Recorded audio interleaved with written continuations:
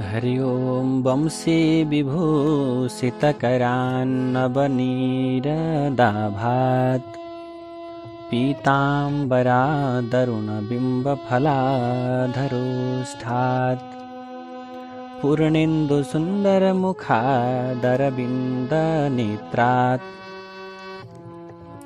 कृष्णात् परं किमपि तत्त्वमहं न जाने। नारायणं नमस्कृत्य नरं चैव नरोत्तमं देवीं सरस्वतीं व्यासं ततो जयमुदीरयेत्। ऋषय ऊचुः सूत सूत महाभाग वदनो वदतां वर दृढधन्वा कथं प्राप पुरुषोत्तम सेवनात्। तब 88,000 सौनकादि ऋषिहरूले 13औं अध्यायमा गएर प्रश्न गर्नुहुन्छ, हे सुतजी महाराज, हे बोल्नेहरूमा श्रेष्ठ हुनुभएका, अत्यन्त प्रकारको वाक्कला हुनुभएका हे सुतजी महाराज, पुरुषोत्तमको सेवा गर्नाले दृढधन्वा राजाले कसरी असल राज्य अनि छोरा नाति पनातिहरू तथा पतिव्रता आफ्नी स्त्रीलाई पाए, आफ्नी श्रीमतीलाई पाए अनि योगीहरूले पनि कठिनले पाइने त्यस्तो दुर्लभ त्यो भगवानको लोक वैकुण्ठ धाम अन्तमा कसरी प्राप्त गरी प्रभु, त्यो कुरालाई हजुरको मुखारविन्दबाट सुन्ने इच्छा भइरहेको छ। हे सुतजी महाराज, तपाईको मुखारविन्दबाट बारम्बार कथाका सार अर्थात् रसिला कथा सुन्दै आएका हामीहरूलाई कथारूपी अमृतपान गर्नेलाई जसरी अथवा भनौँ अमृतपान गर्ने इच्छा भइरहेको छ, जसरी अमृतपान गर्नेहरूलाई अमृतपानले मात्र तृप्त हुँदैन, अथवा त्यस्तै तपाईँका कथारूपी अमृतपानले हाम्रो बुद्धि कहिले पनि तृप्त भइरहेको छैन प्रभु। त्यसैले हजुरले हामीलाई कथाका रूपी अमृतहरू पिलाउनु पर्यो। यसकारण यो अति पुरानो इतिहासलाई हजुरले हामी समक्ष विस्तारपूर्वक बताइदिनुहोस् प्रभु, किनभने हामीहरूको भाग्यको बलले नै ब्रह्माजीले तपाईँलाई देखाइदिनु भयो, अर्थात् ब्रह्माजीद्वारा तपाईँ देखाइनुभयो। त्यसैले यो सन्देहलाई दूर गरिदिनु पर्यो प्रभु भनेर 88,000 सौनकादि ऋषिहरूले नैमिषारण्य नाम गरेको पुण्य र पावन क्षेत्रमा सुतजी महाराजलाई प्रश्न गर्न थाल्नुभयो। तब सुतजी महाराजले आफ्ना दिव्य वाणीद्वारा 88,000 सौनकादि ऋषिहरूलाई विभिन्न प्रकारका कुराहरू बताउँदै जानुभयो। सुतौवाच सनातन मुनिर्विप्रा नारदाय पुरातनम् इतिहासम् उवाचेवं स एव प्रोच्यते धुना। सुतजी महाराजले भन्नुहुन्छ, हे ब्राह्मणहरू हो, सनातन मुनि नारायणले यो पुरानो इतिहास नारदजीलाई जस्ताको तस्तै बताउनु भएको थियो। उही इतिहास नै अहिले म हजुरहरूलाई विस्तारपूर्वक बताउँदैछु। मैले पनि गुरुको मुखबाट सकल पाप नाश गर्ने राजा दृढधन्वाको यो चरित्रलाई पढेको थिएँ, सुनेको थिएँ।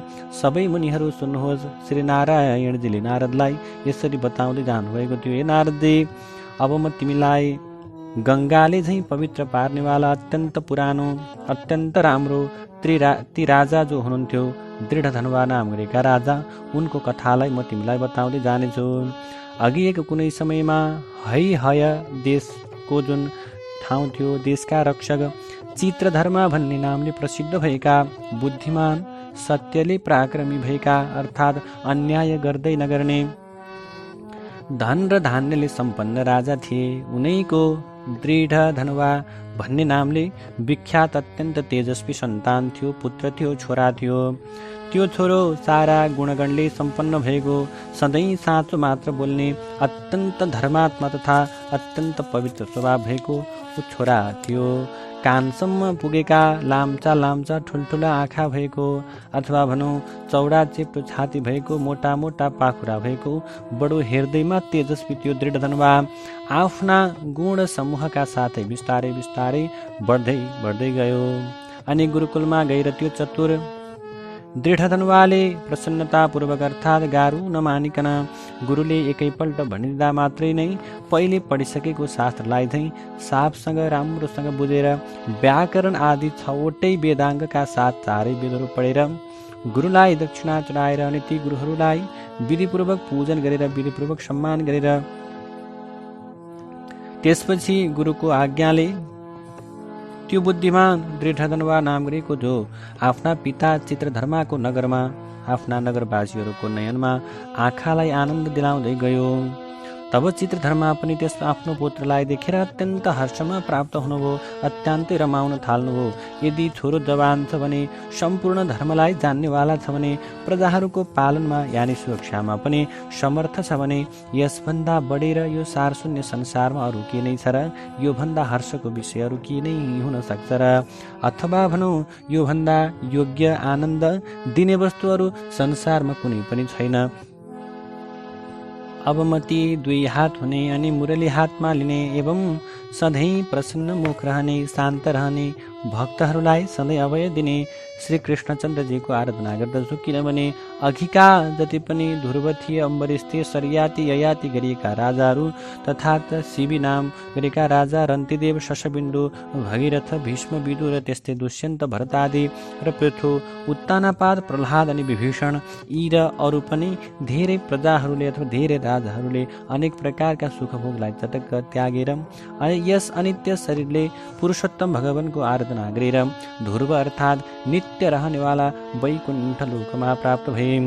यसै कारणले मैले पनि अब यी स्वास्नी घर छोराछोरीमा स्नेहलाई कम गरेर यो आसक्त रूपी संसारलाई छोडेर यो आसक्त रूपी पाशुलाई च्वाट्टै छिनालेर जङ्गलमा बसी हरिको सेवा गर्नु योग्य छ भन्ने मनले यस्तो निश्चय गरेर समर्थ भएको दृढधनवाले राज्यको भार सौंपेर आफू विरक्त भएर तुरन्तै पुलह ऋषिको आश्रममा गएर सम्पूर्ण कामनाहरू इच्छाहरूबाट आसक्तिलाई हटाएर भोकभोकै रहेर निरन्तर मनले भगवान श्री कृष्णचन्द्रलाई सम्झँदै तपस्याको सुरुवात गर्न लागे। कियत् कालं तपस्तप्त्वा हरिर्धाम जगामसः दृढधनवापि सुश्राव स्वपितुर वैष्णवीं गतिम। तब केही समय त्यस्तो कठोर तपस्या गरिसकेपछि राजा चित्रधर्मा हरिको धाममा वैकुण्ठमा जानुभयो, उहाँको देहावसान भयो। तब राजा दृढधनवाले पनि आफ्नो पिताको वैष्णवी गति गर्न अर्थात् परमधाम गएको खबर सुने। तब पिता परमधाम भएको समाचारले हर्ष र पिताको वियोगको त्यो कारणले गर्दा उनलाई शोक दुवैले उक्त भएका राजा दृढधनवाले पितृभक्तिले अर्थात् बाबुमा भक्ति राखेर विद्वान जनहरूको वचनलाई सुनेर विद्वान जनहरूको वचनमा रहेर अर्थात् उनले भनेको अनुसार बाबुको और्धदेहिक अर्थात् दशगात्र क्रिया गरिदिए। त्यसपछि ती नीतिशास्त्रमा विशारद भएका अत्यन्त चतुर राजा दृढधनवाले अत्यन्त राम्रो अति पवित्र त्यो पुष्करावर्त नामको नगरमा राज्यलाई अगाडि बढाउँदै गए। शील स्वभावशाली जो पृथ्वीमा रूपले अरूसँग तुलना गर्न नसकिने अत्यन्त राम्री गुणसुन्दरी नामकी विदर्भ राजाकी छोरी ती राजाकी पत्नी भइन्। ती गुणसुन्दरीले अत्यन्त राम्रा अत्यन्त चतुरा राम्रो बानी बेहोरा भएका 4 सन्तान जन्म गरिन्। ती सबै शुभ लक्षणले युक्त भएकी चारुमती नामकी एउटी कन्या पनि उत्पन्न गरिन्। चित्रबाघ, चित्रबाहु, मणिमान र चित्रकुण्डल नाम भएका ती सबै अत्यन्त मानी अत्यन्त सुरा आफ्ना आफ्नै छुट्टा छुट्टै नामले विख्यात हुँदै गए। स्वयं राजा दृढधनवा पनि आफ्नो गुणहरूले ख्याति प्राप्त शान्त संयमी दृढप्रतिज्ञ राम्रा गुणी अत्यन्त सुरा शोभायुक्त स्वभावले सुन्दर 4 वेद र वेदका व्याकरण आदि 6वटै अङ्ग जान्ने बोलक्कड धनुर्विद्यामा अत्यन्त पारङ्गत भएका अनि त्यस्तै गरी काम क्रोध लोभ मोह मद मात्सर्यलाई राम्रोसँग जितेका तथा शत्रुका समुदायलाई सहजै परास्त गर्ने पृथ्वी जस्तै सहनशील समुद्र जस्तै गम्भीर समान व्यवहारमा ब्रह्माजी तुल्य प्रसन्नतामा शङ्कर महादेव भगवान जस्तै एउटै पत्नीसँग मात्रै रहने त्यस्ता प्रकारले भगवान रामचन्द्र जस्तो के हुने आफ्नो पितृभक्ति हुने आफ्नो पत्नीलाई प्रेम गर्ने राम्रो पराक्रम भएका अथवा भनौँ सहस्रार्जुन जस्तै देखिने यस्ता विभिन्न गुणले युक्त भएका अजय नारायणजीले भन्नुहुन्छ कुनै राति सुतेका ती दृढधनवा राजाको मनमा चिन्ता अर्थात् तर्क वितर्क चल्न थाल्यो। अहो यत्रो वैभव ऐश्वर्य कुन ठुलो पुण्यले मलाई प्राप्त भयो होला भनेर दृढधनवा नाम गरेका राजाले मनमनै कल्पना गर्न थाल्नुभयो। न मया च तपस्तप्तं न दत्तं न हुतं क्वचिद् कमिदं परिप्रेक्ष्यामि मम भाग्यस्य कारणम् उहाँले मनमा नै विचार गर्न थाल्नुभयो, न त मैले तपस्या गरेको छु, न त मैले दान दिएको छु, न त मैले कुनै यज्ञादिहरू कर्महरू सम्पन्न गरेको छु। म मेरो यो भाग्यको कारण कसलाई सोध्ने होला? यस्तै कुरा सोच्दा सोच्दै ती राजाको त्यो दिनको रात पनि बित्यो। तब भोलिपल्ट प्रातःकालमा ब्रह्ममुहुर्तमै उठेर विधिपूर्वक स्नान गरेर उदाउन लागेका सूर्यलाई उपस्थापन गरेर अथवा उदाउन लागेका सूर्य भगवानलाई उपस्थान गरेर भगवानका कलाहरूलाई पूजा गरेर अर्थात् मन्दिरमा गएर देवताहरूको पूजाआजा गरेर ब्राह्मणहरूलाई विविध प्रकारका दानहरू दिएर तिनीहरूलाई नमस्कार गरेर अर्थात् ढोगेर घोडामा चढे। त्यसपछि शिकार खेल्ने इच्छाले उनी तुरुन्तै जङ्गलतिर प्रस्थान गरे। जङ्गलतिर जाँदै गर्दा उहाँ धेरै नै मृगहरू, बँदेलहरू, चितुवाहरू, बाघहरू, अर्नाहरू अनि विभिन्न प्रकारका पशुहरूलाई उनले निर्मम रूपले हत्या गरे। त्यत्तिकैमा त्यस जङ्गलमा दृढधनुवाले बाणले हानेको कुनै मृग बाणै लिएर अर्थात् बाण सहित भएर छिटछिटै यो वनबाट ऊ वनबाट अर्को वन गर्दै बुर्कुसी मार्दै दौडिन थाल्यो, भाग्न थाल्यो। रगत चुहेको बाटोको त्यो गोहो पहिलाउँदै राजा पनि त्यस मृगको पछाडि रगतको त्यो दागलाई हेरेर अगाडि बढ्दै गए। यत्तिकैमा त्यो घाइते मृग कुनै झाडीमा छिर्यो अर्थात् झाडीमा गएर लुक्यो। राजा चाहिँ त्यस वनमा मृग खोज्दै दगुरिरहे, भड्किएर रहे, तर उनले भेट्न सकेनन्।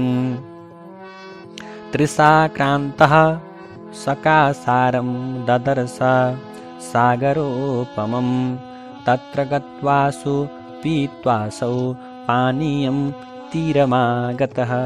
यस्तै अवस्थामा प्यासले व्याकुल भएका ती राजा त्यहाँ समुद्रको समान एउटा तलाउलाई देखे। तब उनले त्यो तलाउलाई देखिसकेपछि तुरुन्तै त्यहाँ गएर उनले प्रशस्त पानी पिए अनि ती राजा त्यस तलाउको तिरमा आए अनि त्यहाँ घना अर्थात् बाक्लो छाया भएको बरको ठुलो रुखलाई देखे। तब त्यस रुखको जुन तर जरामा घोडालाई बाँधेर त्यो जरामा घोडालाई बाँधेर उनी त्यहीँ विश्राम गरे। त्यसै बेला त्यहाँ राजालाई मोहित पार्ने अनि कसैको बोलीसँग दाँज्न नसकिने अत्यन्त सुरिलो स्वरमा मनुष्यको बोली बोल्दै अत्यन्त राम्रो कुनै सुगा नामको पक्षी त्यहाँ आयो। तब एक्लै बसिरहेका दृढधनुवा राजालाई सम्बोधन गरेर अर्थात् बोलीले आफूतिर फर्काएर त्यो सुगाले एउटै अति राम्रो श्लोकलाई अर्थात् एउटै राम्रो श्लोकलाई बारम्बार बताउन थाल्यो।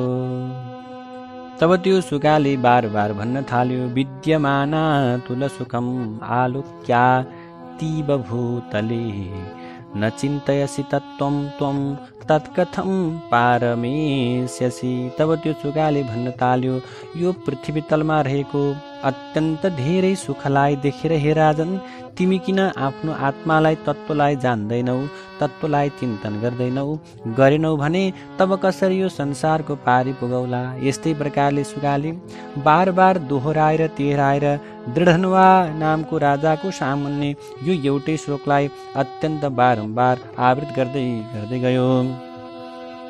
त्यो वचनलाई सुनेर राजा पनि अत्यन्त मुग्ध भए, अत्यन्त प्रसन्न भए। त्यो प्रसन्न भइसके पछाडि जटाभित्र रहेको नरिवललाई झैँ पाउन कठिन यो रहस्यले भरिएको बुझ्नै नसकिने एउटै श्लोकलाई बार पढेर यो सुगाले यो के भनेको हो उनलाई आश्चर्य लाग्न थाल्यो। अथवा के यो कृष्ण द्वैपायनको छोरो श्रेष्ठ सुक नै त होइन, यस्तो प्रकारको उनको मनमा भान पर्न थाल्यो। श्रीकृष्णको सेवक भक्तमलाई मूर्खतावश संसार रूपी समुद्रमा डुबेको देखेर राजा परीक्षितलाई जस्तै दयाले मलाई उद्धार गर्न आउनु भएको त होइन, कतै सुगाको रूपलाई धारण गरेर राजाले यस्तो विचार गर्न थाले। यस्तै तर्क वितर्क गरिरहेको बेलामा तिनको सेना पनि त्यहीँ आइपुग्यो। सुगा चाहिँ राजालाई गाँठी अर्थात् प्रमुख कुराको बोध गराएर अन्तर्ध्यान अथवा त्यही ठाउँमा नदेखिने भयो।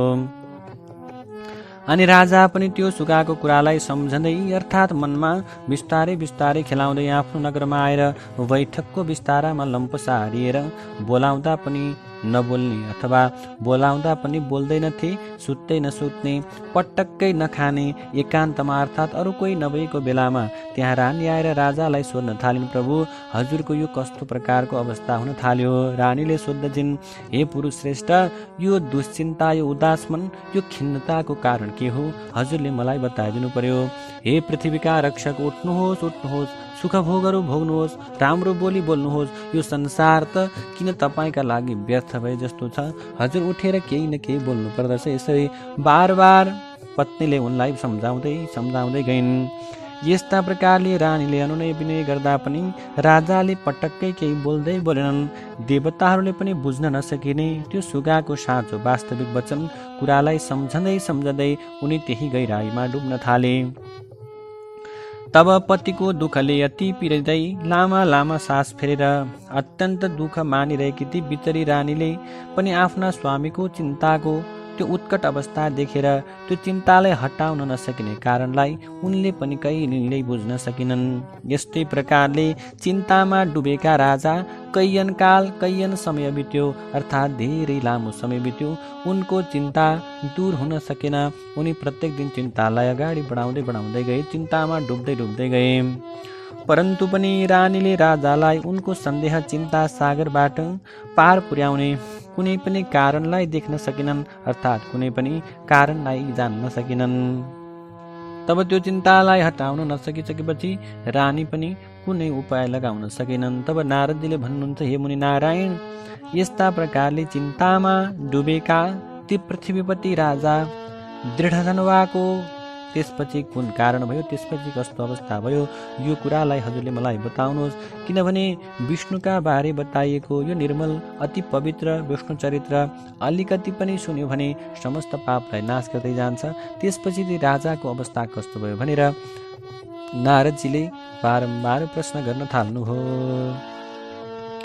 जय जय श्री बृहन्नारदीय पुराणे पुरुषोत्तम मास महात्म्ये श्रीनारायण नारद संवादे दृढधन्वोपाख्याने दृढधन्वनो मनः खेदु नाम त्रयोदशो विश्राम। नारायण हरि हरि यं ब्रह्मा वरुणीन्द्र रुद्र मरुता स्तुन्वन्ति दिव्यैस्तवैर् वेदै साङ्गपदक्रमोपनिषदैर् गायन्ति यं सामगा।